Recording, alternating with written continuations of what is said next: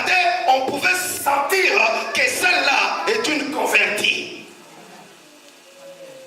Mais aujourd'hui, quand on nous regarde, est-ce que le monde peut dire que celui-là est un chrétien? C'est ça le grand problème. On nous voit tous les dimanches aller à l'église, mais à la cité, on ne connaît même pas comment s'appelle le voisin. Parce qu'on n'a jamais dit bonjour à ses voisins. Ça fait 10 ans qu'on est voisins. On n'a jamais dit bonjour à ce monsieur ou à cette femme. On n'a jamais parlé de Christ à cette personne, alors que c'est une âme pour laquelle Christ est aussi mort. Donc ce matin, Christ vient nous dire, il te faut toucher la frange. Toucher la frange, te rapprocher du Saint-Esprit et toucher la personne du Saint-Esprit. Le Saint-Esprit est une personne. Une personne qu'on peut saluer. Une personne à qui on peut parler. Une personne qui peut répondre. Une personne qui peut te guider.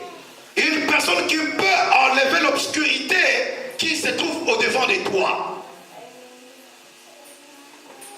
Et le peuple en a fait l'expérience aussi. Quand ils sont sortis de l'Égypte, la Bible dit à un moment donné, ils étaient face à la mer. Mais la vitesse de Pharaon faisait que Pharaon allait atteindre ce peuple. Qu'est-ce qui s'est passé? Il y a un mur qui s'est créé entre les Égyptiens et le peuple de Dieu. Et la Bible dit du côté de l'Égypte, c'était de l'obscurité, et de l'autre côté, il y avait la lumière. C'était encore cette représentation du Saint-Esprit. Donc notre gage aujourd'hui, sur le Saint-Esprit, la Bible dit, Jésus dit, je vous enverrai le consolateur. Le consolateur. En grec, c'est dit le parakletos. C'est-à-dire que c'est lui qui sera là pour répondre à tous vos besoins. C'est lui qui sera là pour vous défendre. Quand vous ne saurez pas comment parler, que dire, lui vous dira ce qu'il convient de dire.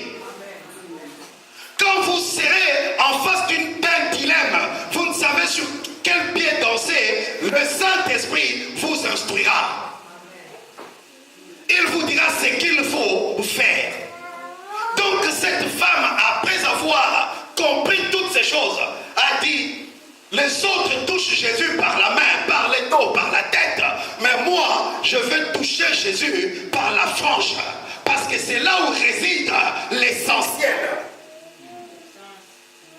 Et quand elle est arrivée à accéder à la frange, Jésus a compris qu'il y avait quelqu'un qui avait la révélation de la foule.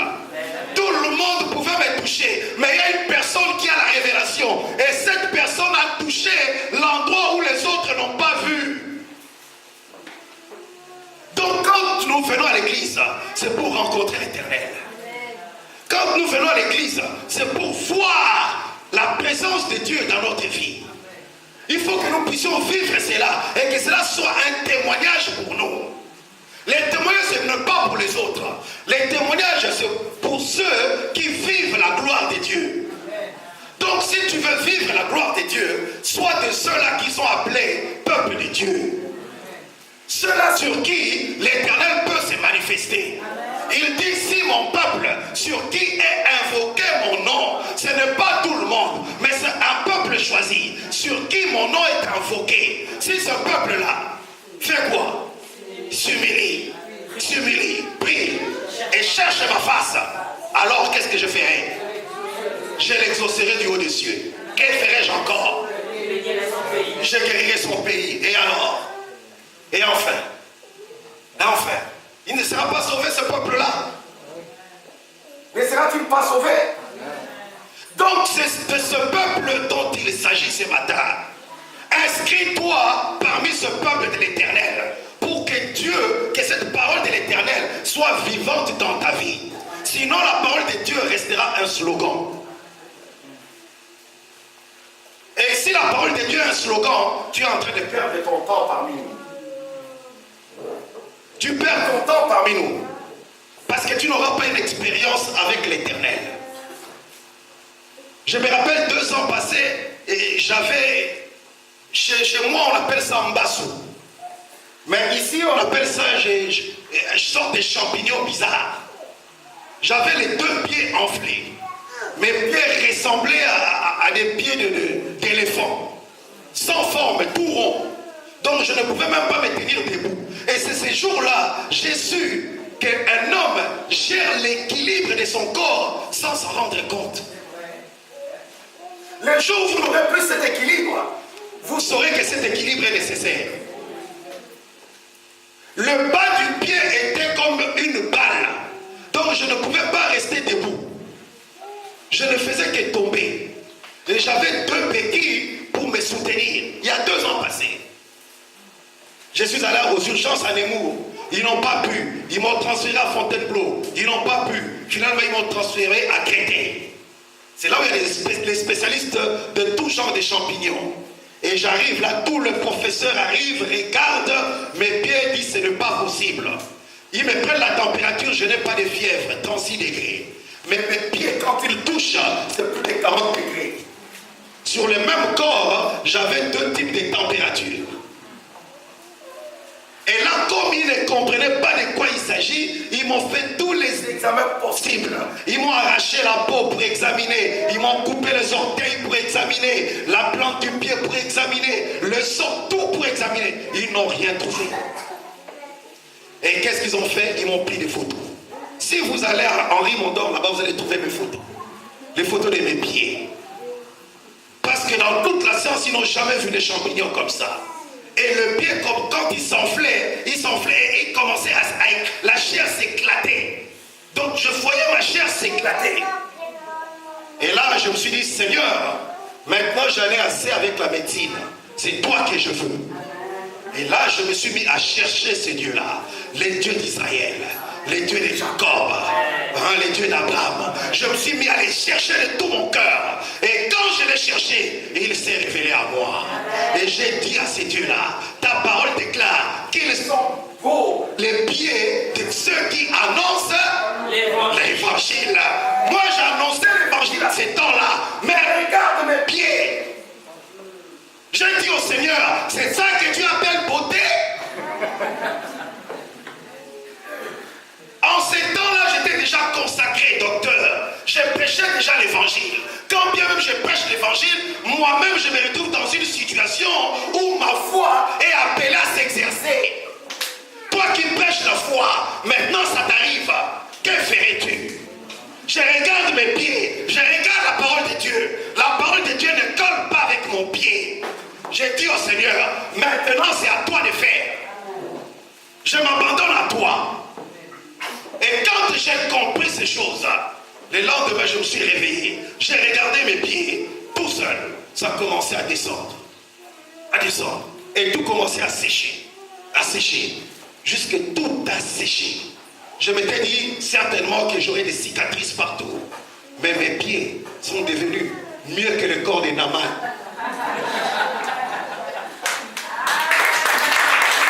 Et là, je suis qu'il y avait un Dieu tout-puissant.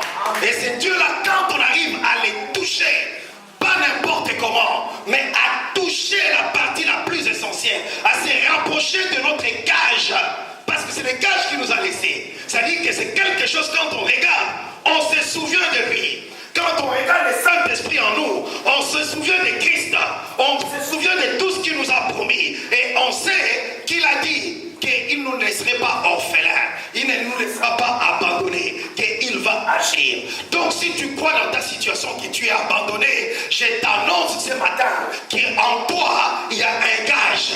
Il y a un gage qui existe en toi. Et ce gage fera en sorte que tu saches qu'il y a un Dieu. Et que ce Dieu-là va se manifester dans ta vie. C'est ainsi que Proverbe 7 dit, retiens mes paroles. Que mes paroles, que tu les retiennes. Garde avec toi mes préceptes. Observe mes préceptes et tu vivras. Et tu vivras. Donc si tu veux la vie, garde les paroles de Dieu. Marche selon les paroles de Dieu. Confie-toi à l'Éternel.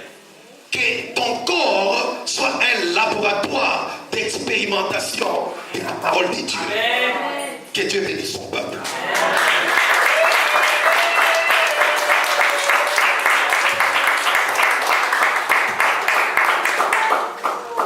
Amen, amen. Amen. Ce que vous avez écouté ce matin, soyez capables de les transmettre. Soyez des bons évangélistes. Et Dieu ne manquera pas de vous bénir. Amen.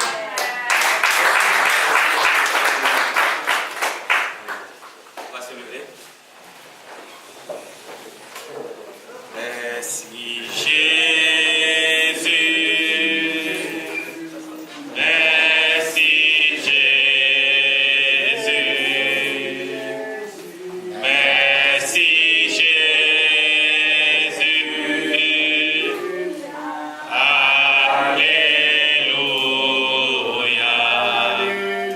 Alléluia.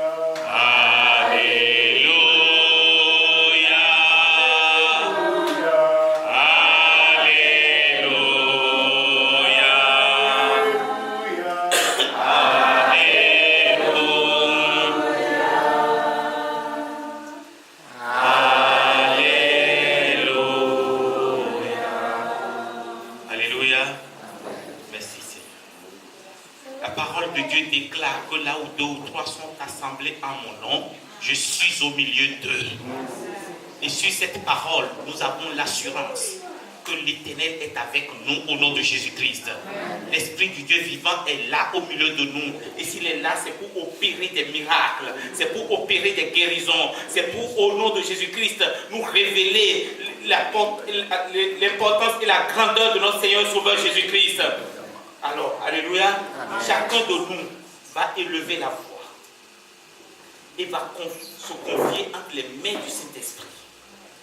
Quel est votre problème particulièrement? Vous allez.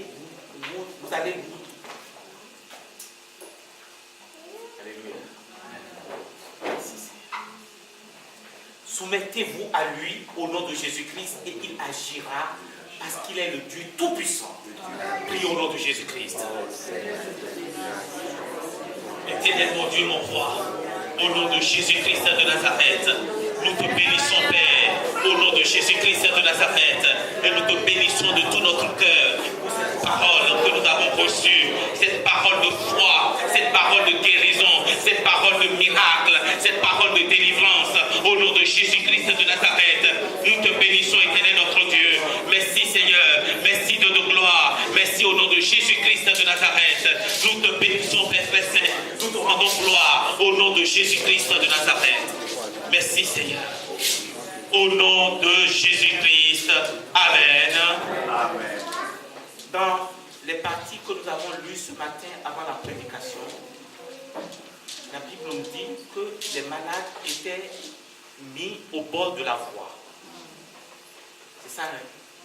Ils ont seulement demandé une chose au Seigneur, de permettre que chaque malade puisse toucher le bord de son vêtement. Et le Seigneur l'avait permis.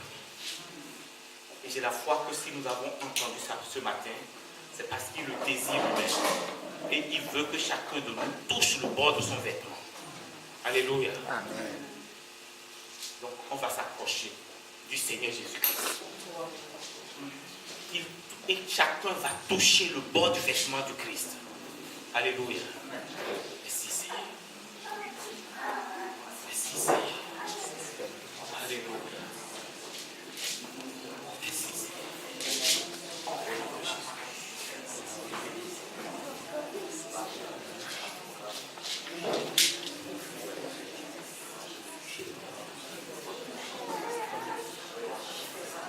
Alléluia.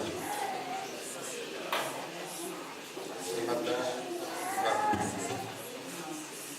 on va prier enfin de revêtir le bon vêtement de Christ. Tu vas prier enfin de pouvoir toucher la frange du vêtement de Christ. Tu vas prier par la foi comme cette femme, si je peux seulement toucher la frange de son vêtement. Dis comme cette femme, Seigneur, je veux toucher la frange de son vêtement afin d'être guéri. Et lève ta voix et tu pries, ne réponds pas. Si je peux toucher le frange de ton vêtement, Seigneur Jésus, parce que tu es celui qui guérit toutes les maladies. Tu es celui qui transforme toutes les situations. Je ne suis pas venu en tant que spectateur, mais je ne suis pas venu en tant que spectateur, mais je suis venu en tant qu'acteur. Je suis venu, Seigneur, te toucher. Je suis venu toucher, Seigneur, le franc de ton vêtement ce matin, afin de voir des transformations dans ma vie. Je suis venu toucher le franc de ton vêtement, Seigneur, afin de voir ta grâce comme dans ma vie, comme cette femme a touché le franc de ton vêtement. Je ne suis pas venu ce matin comme la foule, mais je suis venu, Seigneur, te toucher.